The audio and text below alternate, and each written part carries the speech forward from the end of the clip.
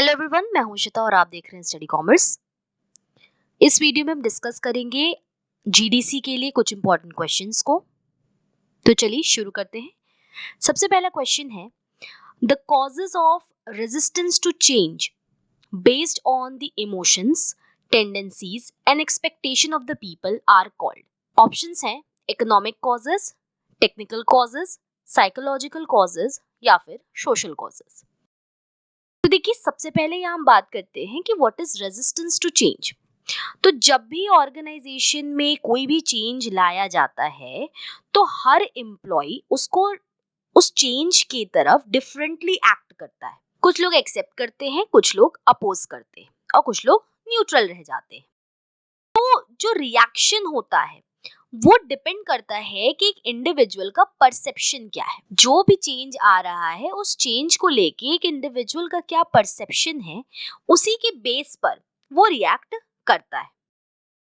तो जब जो चेंज लाया जा रहा है उसको जो एम्प्लॉइज हैं वो एक्सेप्ट नहीं कर पा रहे हैं, उसको रोकने की कोशिश करते हैं, तो उसे हम रेजिस्टेंस टू चेंज कहते हैं। यानी आने वाले चेंज को एक्सेप्ट ना करना, उसे रोकने की कोशिश करना, that is known as resistance to change. अब रेजिस्टेंस टू चेंज के कई कारण हो सकते हैं। जैसे एक कारण है इकोनॉमिक कॉजेस, और ये ध्यान रखिएगा कि ये इकोनॉमिक कॉज जो है ये इंडिविजुअल लेवल पर होता है। जो रेजिस्टेंस है वो इंडिविजुअल लेवल पर हो सकती है, ग्रुप लेवल पर हो सकती है और ऑर्गेनाइजेशनल लेवल पर हो सकती है। तो इंडिविजुअल लेवल पे सबसे पहला है इकोनॉमिक कॉजेस। मनी से रिलेटेड अगर हम प्रॉब्लम्स की बात करें तो उसको क्या कहेंगे, इकोनॉमिक कॉजेस। इसमें आपका आ जाएगा फियर ऑफ अनएम्प्लॉयमेंट।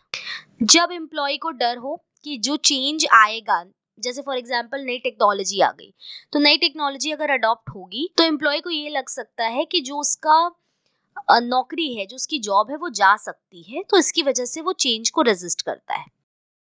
दूसरा है fear of decline in financial incentives. जो एम्प्लॉय है उसे लग सकता है कि जो चेंज आएगा उसकी वजह से जो उसके फाइनेंशियल इंसेंटिव्स हैं वो कम हो सकते हैं। इसके अलावा नेक्स्ट हो सकता है fear of reduction in promotional avenues. यानी कि उसको ये डर हो सकता है कि उसकी जो प्रमोशन है वो आगे रुक सकती है या उसका डिमोशन हो सकता है ड्यू टू चेंज। और नेक्स्ट है आपका need for extra knowledge and skill. कई बार एम्प्लॉय को ये डर होता है कि नया चीज सीखना पड़ेगा।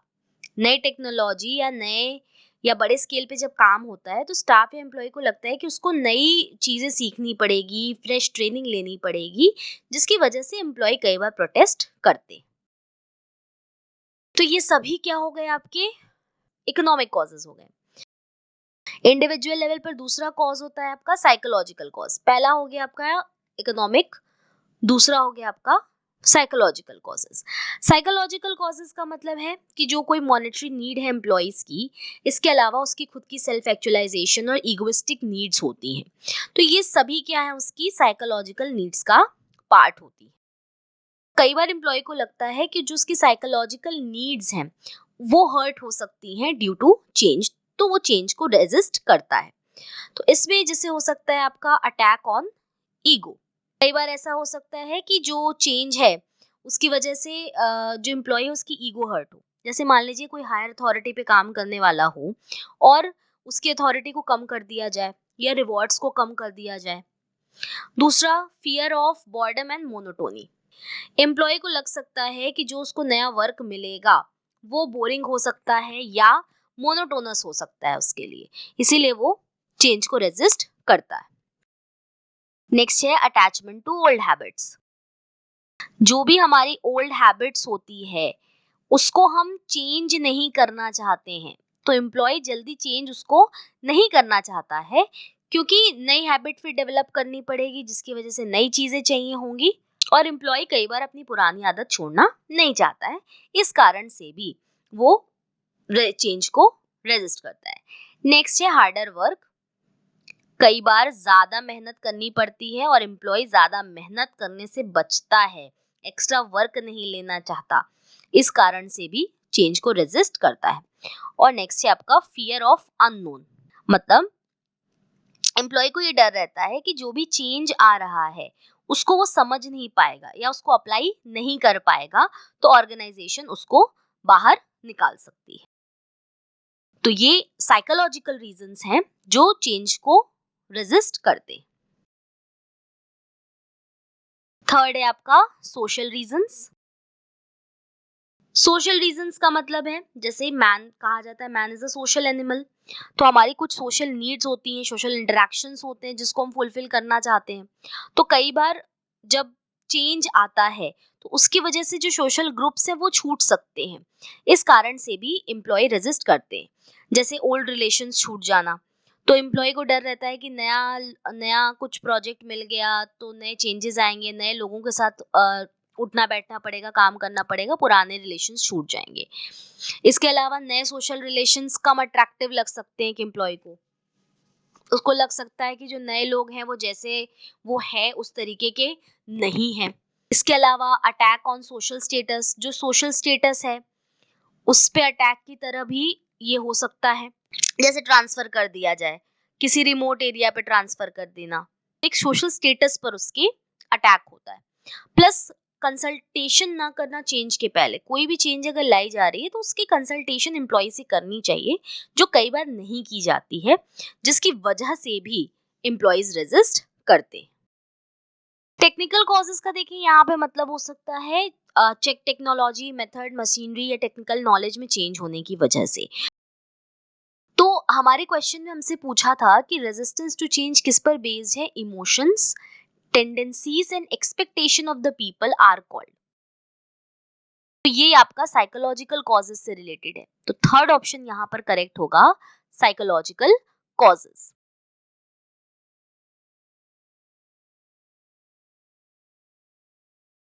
नेक्स्ट क्वेश्चन है, which of the following is a feature of nominal partner? Options हैं, contribute in capital, participate in management, generally shares profit and loss, unlimited liability। तो देखिए नॉमिनल पार्टनर सबसे पहले जान लेते हैं। नॉमिनल पार्टनर मतलब नाम मात्र का पार्टनर, यानी a person who lends his her name to the firm. वो दूसरों के सामने ये दर्शाता है, ये दिखाता है। दूसरों के सामने यहाँ मतलब है थर्ड पार्टी। एक व्यक्ति जब थर्ड पार्टी के समय ये दिखाता है, ये दर्शाता है कि वो भी फर्म का पार्टनर है, रियलिटी में वो फर्म का पार्टनर नहीं है, लेकिन थर्ड पार्टी के सामने वो इस बात को दर्शाता है कि वो फर्म का पार्टनर है, तो ऐसे पार्टनर को हम नॉमिनल पार्टनर कहते हैं।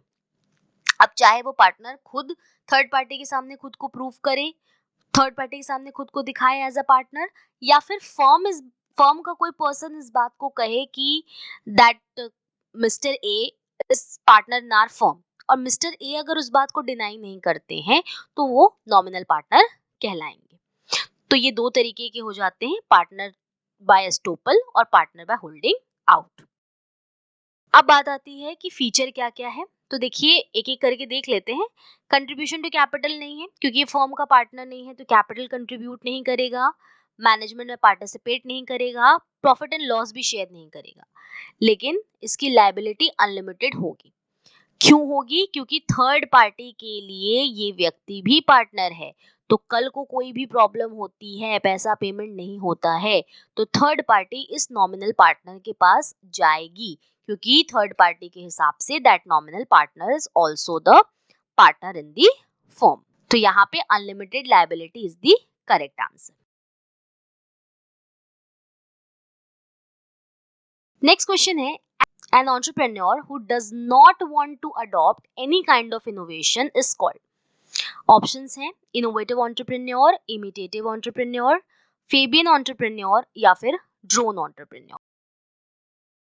तो एंटरप्रेन्योर का मतलब क्या है? ऐसा कोई व्यक्ति जिसके पास किसी बिजनेस का नया आइडिया हो, इनोवेशन हो, रिस्क लेने के तैयार हो, ऐसे व्यक्ति को हम एंटरप्रेन्योर कहते हैं। तो ये चारों ही एंटरप्रेन्योर के टाइप्स हैं, एक एक करके हम चारों टाइप्स देख लेते हैं। सबसे पहला है इनोवेटिव एंटरप्रेन्योर। यहाँ देखिए नाम में ही इसकी बात छुपी है, इनोवेशन, यानी एक ऐसा एंटरप्रेन्योर जो इनोवेटिव है, न्यू प्रोडक्ट्स को इंट्रोड्यूस करता है, न्यू मेथड्स लेकर आता है, न्यू टेक्नोलॉजी लेके आता है, नए मार्केट और न्यू आइडियाज लेकर के आता है। तो ऐसे व्यक्ति को हम इनोवेटिव एंटरप्रेन्योर कहते हैं। ये व्यक्ति काफी क्रिएटिव होता है, रिस्क टेकर होता है, ये रिस्क लेना चाहता है, रिस्क टेकर होता है, हाईली इनोवेटिव है, डायनेमिक होते हैं और ये लोग फ्यूचर ओरिएंटेड ज्यादा होते हैं। दूसरा है इमिटेटिव एंटरप्रेन्योर, इसको हम लोग अडॉप्टिव एंटरप्रेन्योर भी कहते हैं। नाम में देखिए क्या लिखा है, इमिटेट करना। ऐसा एंटरप्रेन्योर जो कोई नया आइडिया क्रिएट नहीं करता है, वो क्रिएशन ऑफ न्यू आइडिया, कोई नया आइडिया क्रिएट नहीं करता है, बल्कि किसी सक्सेसफुल एंटरप्रेन्योर के इनोवेशन को इमिटेट करता है, कॉपी करता है। तो जो भी सक्सेसफुल बिजनेस मॉडल्स होते हैं उनको ये कॉपी करता है, यानी उसको अडॉप्ट करता है, रिस्क कम लेता है। और डेवलपिंग कंट्रीज में हमें इस तरीके के एंटरप्रेन्योर्स काफी देखने को मिलते हैं, जैसे फ्रेंचाइजी बेस्ड मॉडल को यूज करना। थर्ड है Fabian, Fabian entrepreneur. Fabian entrepreneur को ध्यान रखिएगा, ये बहुत कॉशियस होता है। This entrepreneur is cautious about change, ये चेंज को लेके बहुत कॉशियस होता है और चेंज को तब तक अडॉप्ट नहीं करता है जब तक वो एब्सोल्युटली नेसेसरी ना हो जाए। यानी जब तक चेंज बहुत ज्यादा जरूरी ना हो कि अब चेंज अडॉप्ट किए बिना काम ही नहीं चलेगा, तब तक एंटरप्रेन्योर चेंज अडॉप्ट नहीं करता है। तो ऐसे एंटरप्रेन्योर को हम फेबियन एंटरप्रेन्योर कहते हैं। ये लोग काफी केयरफुल होते हैं, चेंज जल्दी नहीं लाना चाहते हैं और बेसिकली जो इनका अप्रोच होता है वो कंजर्वेटिव होता है। पुरानी ही टेक्निक यूज करेंगे, तब तक यूज करेंगे जब तक नई टेक्निक यूज करना कंपलसरी या सबसे ज्यादा जरूरी ना हो जाए। और फोर्थ है यहाँ पे आपका ड्रोन एंटरप्रेन्योर। ड्रोन एंटरप्रेन्योर का मतलब है who does not want to adopt changes. ऐसा एंटरप्रेन्योर जो चेंजेस को एक्सेप्ट ही नहीं करना चाहता, अडॉप्ट ही नहीं करना चाहता, कोई भी इनोवेशन नहीं चाहता है, कोई भी चेंज नहीं चाहता है, ऐसे एंटरप्रेन्योर को हम ड्रोन एंटरप्रेन्योर कहते हैं। ये लोग चेंज को रेजिस्ट करते हैं, इनोवेशन अवॉइड करते हैं, पुराने मेथड्स को ही फॉलो करते रहते हैं और प्रोडक्शन या बिजनेस प्रैक्टिसेस में चेंजेस करना पसंद नहीं करते, इंप्रूवमेंट करना पसंद नहीं करते।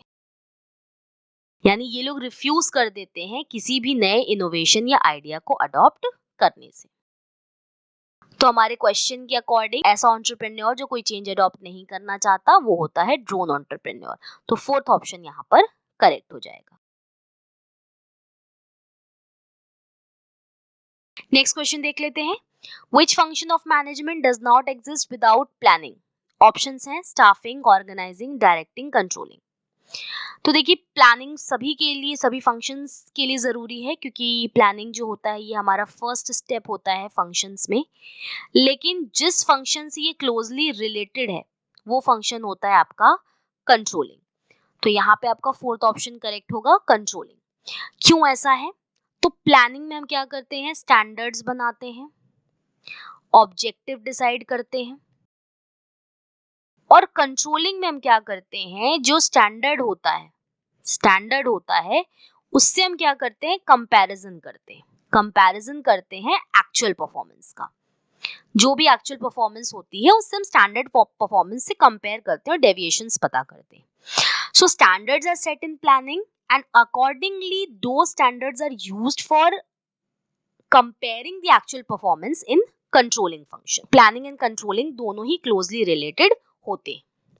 इसके अलावा कुछ बातें और ध्यान रखेंगे कि प्लानिंग फॉरवर्ड और बैकवर्ड लुकिंग दोनों होता है, कंट्रोलिंग भी फॉरवर्ड और बैकवर्ड लुकिंग दोनों होता है।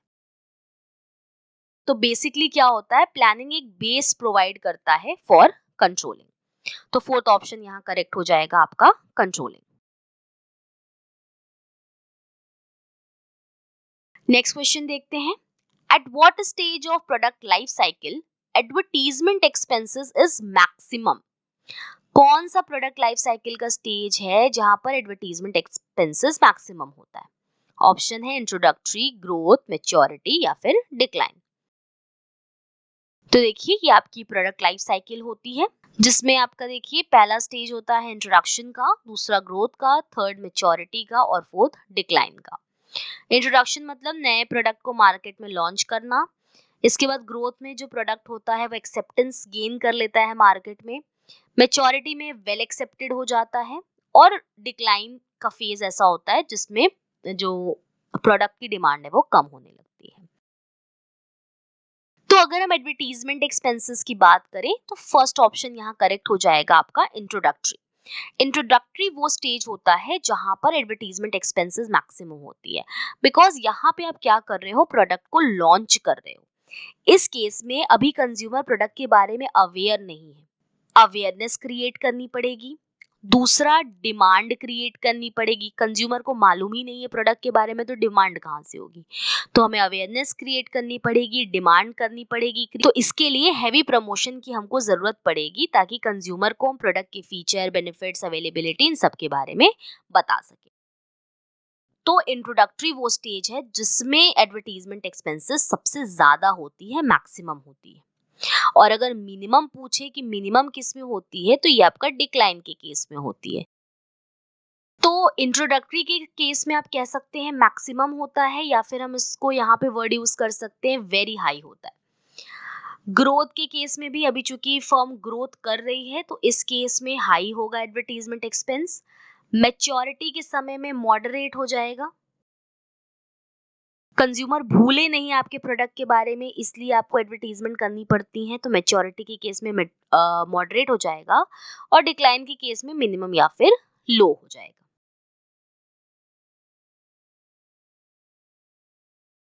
नेक्स्ट क्वेश्चन है, SAARC secretariat is situated at. Options हैं पाकिस्तान, भूटान, इंडिया, नेपाल। तो देखिए, सार्क का मतलब है South Asian Association for Regional Cooperation. SAARC का जो आपका सेक्रेटरीट है ये है काठमांडू, नेपाल में। ये स्टैब्लिश कब हुआ था, डेट याद रखिएगा, 8 दिसंबर 1985। 8 दिसंबर 1985 में ये स्टैब्लिश हुआ था एट ढाका। ढाका में स्टैब्लिश हुआ था, और ध्यान रखिएगा ढाका में ही इसका फर्स्ट समिट भी हुआ था। अगर पूछे फर्स्ट समिट सार्क का कहाँ हुआ था, तो वो ढाका में हुआ था। और अगर पूछे लास्ट फुल्ली हेल्ड जो इसका समिट हुआ था, वो 18वां समिट था, 18 समिट, ये हुआ था आपका काठमांडू में। 18th समिट ये हुआ था काठमांडू, नेपाल में, नवंबर 2014 के आसपास। इसके अलावा इसमें हमें क्या ध्यान रखना है, तो SAARC economic growth, social progress, cultural development promote करती है within the member country. Member countries की अगर हम बात करें कौन कौन मेंबर्स हैं, तो टोटल इसके 8 मेंबर्स हैं। There are total 8 members. India, Pakistan, Bangladesh, Nepal, Myanmar, Sri Lanka, Maldives, Afghanistan. अगर पूछे लेटेस्ट मेंबर कौन है, तो लेटेस्ट मेंबर अफगानिस्तान है, इसने 2007 में सार्क को ज्वाइन किया था। तो क्वेश्चन था सार्क का सेक्रेटरीट कहाँ पर है, तो सार्क का सेक्रेटरीट काठमांडू, नेपाल में है। फोर्थ ऑप्शन करेक्ट हो जाएगा यहाँ पे, नेपाल। इसका सेक्रेटरीट काठमांडू में 1987 से है। ये यहाँ आप देख सकते हैं, सार्क का लोगो है ये आपका, South Asian Association for Regional Cooperation. ये सार्क सेक्रेटरीट का ऑफिस है। यहाँ पे मेंबर नेशंस के फ्लैग हैं। नेक्स्ट क्वेश्चन देखते हैं, which of the following statement is correct. Options हैं, the liability of owners is limited in sole proprietorship. Second है, in HUF Hindu undivided family only karta has unlimited liability. Next है, the liability of owners in partnership is limited. In company liability of owner is unlimited. Correct statement second वाला होगा। Hindu undivided family या joint Hindu family business में unlimited liability सिर्फ कर्ता की होती है, तो ये स्टेटमेंट सही है। बाकी गलत क्यों है? Liability of owner in sole proprietorship limited नहीं होती बल्कि अनलिमिटेड लायबिलिटी होती है। उसी तरीके से पार्टनरशिप में भी जो लायबिलिटी होती है वो अनलिमिटेड होती है। यहाँ लिमिटेड लिखा है, दोनों जगह तो गलत है। वहीं कंपनी में जो लायबिलिटी होती है वो लिमिटेड होती है अप टू द शेयर्स, लेकिन यहाँ पे अनलिमिटेड लिखा हुआ है, इसलिए ये तीनों ऑप्शंस गलत हैं। नेक्स्ट क्वेश्चन है, the essential characteristic of planning is, options हैं link between objective and achievement, determination of objective, deciding organisational variables, deciding the tools to be used. तो असेंशियल कैरेक्टरिस्टिक की बात अगर है तो पहला वाला ऑप्शन ज्यादा क्लोजली रिलेटेड है, link between objective and achievement. जो प्लानिंग है ये क्या करता है, it bridges the gap between where we are standing today and where we want to reach, यानी कि हमारा क्या ऑब्जेक्टिव है, कहाँ हम आज स्टैंड करते हैं और कहाँ हम पहुंचना चाहते हैं, where we want to reach, what achievement we want, what we want to achieve. यानी मैनेजमेंट में जो प्लानिंग है ये एसेंशियली ये बताता है कि क्या ऑब्जेक्टिव्स होंगे और कैसे हम ऑब्जेक्टिव्स को अचीव करेंगे। नेक्स्ट क्वेश्चन है, delegation of authority is, options हैं a factor in the process of organising, a base for decentralisation, power to carry out responsibilities या फिर ऑल द अबव। तो यहाँ पे फोर्थ ऑप्शन करेक्ट हो जाएगा, all the above. Delegation of authority in तीनों चीजों की बात करती है। तो यहाँ पे देखिए आप, factor in the process of organizing है, ऑर्गेनाइजिंग की जो प्रोसेस है डेलीगेशन उसका पार्ट होती है। जैसे सबसे पहले हम ऑर्गेनाइजिंग प्रोसेस में क्या करते हैं, identification and division of work. दूसरा स्टेप होता है आपका डिपार्टमेंटेशन का, यानी वर्क को आइडेंटिफाई करना, फिर उसको डिफरेंट पार्ट्स में डिवाइड करना, उसके बाद जो कॉमन जॉब्स होंगी उनको एक तरफ करना, इसके बाद ड्यूटीज असाइन करना। तो थर्ड स्टेप हो जाएगा आपका असाइनमेंट ऑफ ड्यूटीज। फोर्थ है आपका एस्टैब्लिशिंग रिपोर्टिंग रिलेशनशिप, यानी कौन किसको रिपोर्ट करेगा। ऑर्गेनाइजिंग की प्रोसेस का भी पार्ट होता है, वन ऑफ द फैक्टर है डेलीगेशन ऑफ अथॉरिटी, बिकॉज आप किसी को भी जब आप असाइनमेंट ऑफ ड्यूटीज करते हो, ड्यूटीज असाइन करते हो, तो आपको उसको अकॉर्डिंगली अथॉरिटी भी देनी होगी ताकि वो अपने वर्क को प्रॉपरली परफॉर्म कर सके। तो डिफरेंट लोगों को डिफरेंट वर्क को असाइन किया जाता है और अकॉर्डिंगली अथॉरिटी भी प्रोवाइड की जाती है। दूसरा है बेस फॉर डिसेंट्रलाइजेशन। डेलीगेशन एक छोटे लेवल पर किया जा रहा है जहां पर रिस्पॉन्सिबिलिटी के अकॉर्डिंग आप अथॉरिटीज को दे रहे हो, डेलीगेट कर रहे हो, काम पूरा हो जाएगा तो अथॉरिटीज वापस ले ली जाती है। डिसेंट्रलाइजेशन का मतलब है लोअर लेवल तक सभी के पास कुछ ना कुछ पावर होना। तो delegation is basically giving authority to subordinates, और डिसेंट्रलाइजेशन के एक वाइडर टर्म है जहां पे सिस्टमैटिक डेलीगेशन पूरी ऑर्गेनाइजेशन में की जाती है। तो यहाँ हम कह सकते हैं डेलीगेशन एक बेस की तरह, एक फाउंडेशन की तरह होती है for decentralization. And next is power to carry out responsibilities. It's obvious, जो भी रिस्पॉन्सिबिलिटीज दी गई हैं उसको कैरी आउट करने के लिए हमको किस चीज की जरूरत पड़ेगी, अथॉरिटी की। It should be matching to the responsibility. Authority का मतलब क्या है, डिसीजंस लेना, कमांड देना। अगर हम किसी को रिस्पॉन्सिबिलिटीज दे देते हैं, मान लीजिए आप किसी को रिस्पॉन्सिबिलिटी देते हैं कोई इवेंट अरेंज करने की, लेकिन आप उसको अथॉरिटी ही नहीं देते हैं कि वो डिसीजंस ले सके अपने हिसाब से, देखिए कि कौन सा मटेरियल लाना है, कैसे उसको यूज करना है, किसको क्या कमांड देनी है, अगर आप उसको वो अथॉरिटी ही नहीं देते हो तो वो अपनी रिस्पॉन्सिबिलिटी को कभी भी प्रॉपरली कंप्लीट नहीं कर पाएगा। इसीलिए बहुत जरूरी होता है कि जो रिस्पॉन्सिबिलिटी दी जा रही है उसी की मैचिंग अथॉरिटीज भी प्रोवाइड की जाए। ये तीनों ही डेलीगेशन ऑफ अथॉरिटी से एसोसिएटेड है, तो ऑल द अबव यहाँ पर करेक्ट होगा। नेक्स्ट क्वेश्चन है, the principle that states the members of a hierarchy are promoted until they reach the level at which they are no longer competent is called. Options हैं promotion principle, Peter principle, Parkinson law या फिर ड्रगर principal. तो यहाँ ध्यान रखिएगा correct option second वाला है Peter principal. Peter principal ये बताता है, ये कहता है कि एक हायरार्की में हर एम्प्लॉय को तब तक प्रमोट किया जाता है जब तक कि वो इनकॉम्पिटेंट ना हो जाए या कॉम्पिटेंट ना हो। यानी लोगों को हम प्रमोट क्यों करते हैं, क्योंकि वो अपनी जॉब में अच्छा कर रहे हैं, तो हम उनको प्रमोट करते जाते हैं, तो इवेंचुअली वो अपनी एक हायर पोजीशन पे पहुंच जाते हैं, जिसके बाद अब वो और कॉम्पिटेंट नहीं होते हैं तो उनका प्रमोशन फिर आगे नहीं होता है। यानी मेंबर को आप तब तक प्रमोट करते हो हायरार्की में जब तक कि वो अपनी हाईएस्ट लेवल पर ना पहुंचे। जो ये पीटर प्रिंसिपल है, ये दिया है लॉरेंस जे पीटर ने। बाकी लॉज भी आप देख लीजिए। पार्किंसन लॉ, इसको दिया है सी नॉर्थकोट पार्किंसन ने। इनका मानना था, इनका कहना है कि अगर किसी को आप कोई काम देते हैं और जितने समय में वो काम पूरा हो जाएगा, अगर आप उसको उससे ज्यादा समय देते हैं तो वो सारा समय उसी काम को करने में लगा देगा। यानी जितना कम समय में वो काम पहले हो सकता था, उसको क्या किया जाता है, इस पूरा का पूरा समय सिर्फ एक उसी वर्क को पूरा करने में लगा दिया जाता है। इससे क्या होता है, डिलेज होती हैं और ये इनएफिशिएंसी शो करता है। नेक्स्ट है यहाँ पर देखिए प्रमोशन प्रिंसिपल। तो एज सच ये कोई प्रिंसिपल नहीं है, ये एक आपका मैनेजमेंट का कॉन्सेप्ट है कि अगर कोई पर्सन मेहनत करता है, हार्ड वर्क करता है, अच्छा काम करता है, एबिलिटी है, एक्सपीरियंस है, तो उसको आगे प्रमोट किया जाता है, यानी हायर पोजीशन पे भेजा जाता है, उसको डेवलपमेंट अपॉर्चुनिटीज मिलती हैं, सैलरी बढ़ती है और अलग अलग पर्क्स मिलते हैं। नेक्स्ट है यहाँ पे ड्रकर प्रिंसिपल, जो कि आपकी पीटर एफ ड्रकर से एसोसिएटेड है।